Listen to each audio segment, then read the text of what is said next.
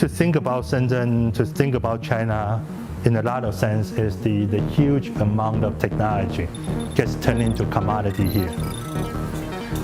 Not just mobile phone, we're going to EV, same thing. Things get turned into commodity in China.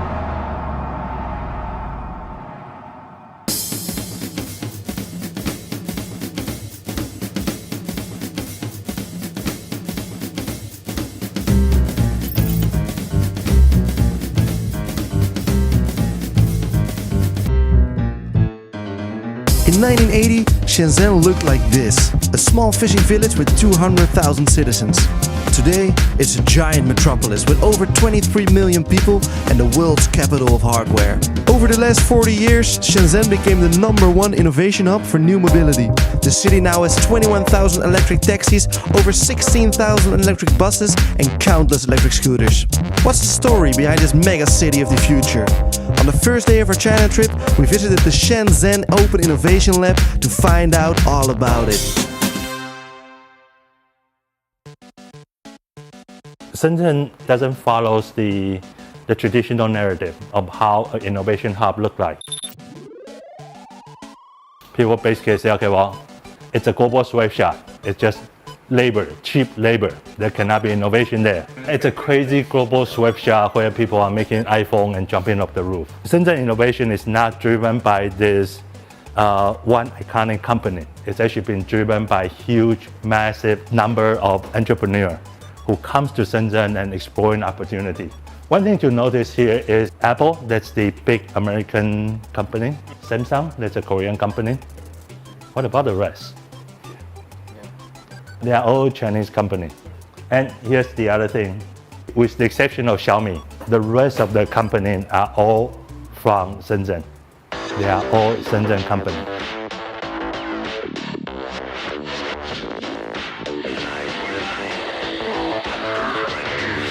Everything gets started in 1980. In China, every policy gets announced and experiment. And only when the experiments are successful, they get propagated.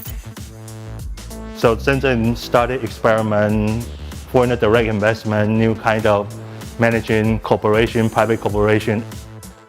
In the 80s, this mass manufacture, large outsourcing manufacturer comes in. And what's interesting for Shenzhen is a lot of electronics comes into Shenzhen. In the 80s outsourcing, the only meaningful market is North America and Europe. But really what really starting to inform the change of Shenzhen comes in the late 90s.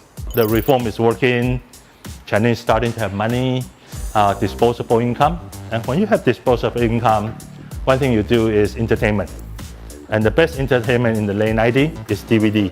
At that time, Shenzhen already have huge amount of the electronic productions, engineers, factories, everything. So decided, well, let's make a DVD which reads everything and costs $50.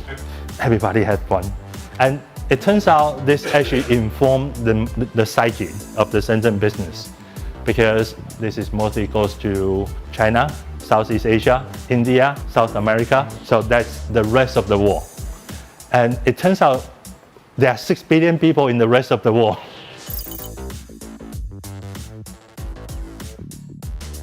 Why are we continue to obsess with the billion people at the top of that pyramid when there are 6 billion for our business? This is really getting to the psyches of the cities.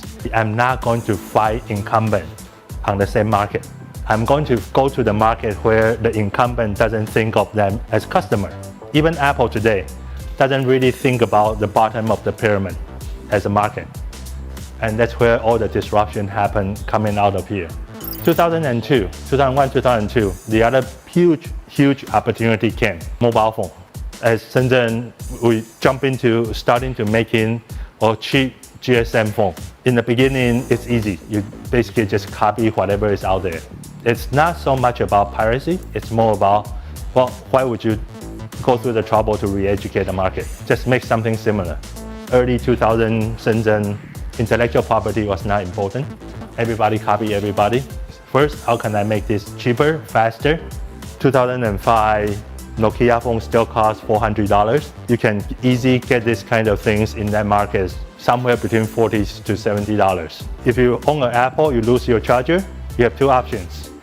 $45 in the Apple store or $5 on eBay. And the eBay one, you don't trust them. But if you sit in Shenzhen, you realize one thing is the $5, they are coming from the same factories. Really easy money in Shenzhen. Now everybody can make a Nokia. It doesn't really be the competitive advantage. Because of the availability of things right there on the market, people think about business in a very different way. You're starting to exploit niche market where large companies are not doing. And you make it available today when you know there are going to be people lined up to buy this. In Shenzhen, putting together a car is no more difference than putting together a new phone. How the auto company works these days is the large company, they get their things from what's called the first tier supplier, which acts more or less like ODM. The large car company no longer design their own frame, a lot of the thing in the car. They come with whatever the suppliers can provide them. And so they are first tier, which supplies to Volkswagen, Shanghai Auto, but they are small company. They are still small company around, so they have been served by second tier, third tier, fourth tier. And so today, with all that joint venture initiated by all the big China auto company, the entire ecosystem of first, second, third, fourth tier suppliers of every imaginable auto part are emerged in China. For a very long time, even before the production of the EV, local Chinese companies are already making their own car brand because there's no real intellectual property barrier. You have money, you have market, you start in a small plant in your region, assemble the car, you provide local job, and then government subsidize you for the land because, well, you are providing working opportunity and paying tax. So there are over 800 companies in China who can legally make street legal car. 800 brands. That means some of them are as big as Shanghai Auto, but some of them is city level company making 100,000 cars a year, mostly for their city and the surrounding area. Their suppliers, they are in tens of thousands. And for electric, it's getting more excited and interesting is now you don't have the complicated combustion engine. Take out transmission, take out combustion engine, you put a motor, put a whole bunch of battery in it, well, you have electric car. It's nothing new, and that's the key. One thing for sure is making real customer value delivery is electric bus. You don't need to really go pitch to bus company. Right now the only problem is they still have 10 years left on the bus they have today. Other than that, electric bus is no-brainer. Just because electric bus is easy, you run exactly same mileage every day. And then you come back, you charge, you go out the next day. Electric bus is cost down. Other than the NEV in China, this is another type of EV in China. It's called the low-speed electric vehicle. In the past 10 years, they put 5 million of this car onto the street with zero government subsidies. Here's the interesting part is all 5 million goes to 2 provinces in China. The 2 provinces has a lot of this company, golf car and tricycle. Electric car is basically golf car. So it's easy. Oh, you encasing the tricycle. Put a casing around the tricycle and then say, yeah, it's an upgrade from your motorcycle. And this hits the right spot. This car costs $2,000. So it took off, and this is cheap, it's easy. There's no license needed, there's no driver license needed. And they develop, so they're starting to have fun. Then you make this.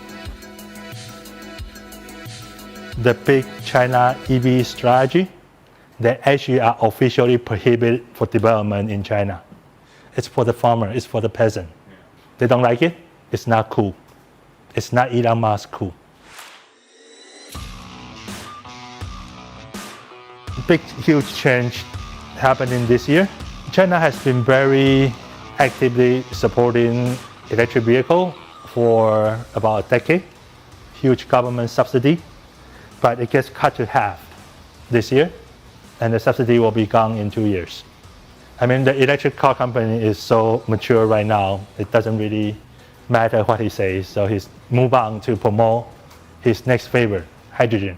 Unlike other countries, you're still debating whether or not we go electric or hydrogen. Is the China goes electric, build the industry, and then the government just go on and say, okay, well, now you guys can go kill each other on the market. We are going hydrogen, we want hydrogen. Everywhere in the world, you talk about this as a competition. What Wang Gang did is he pushed this through so EV become one of the choice for mobility development.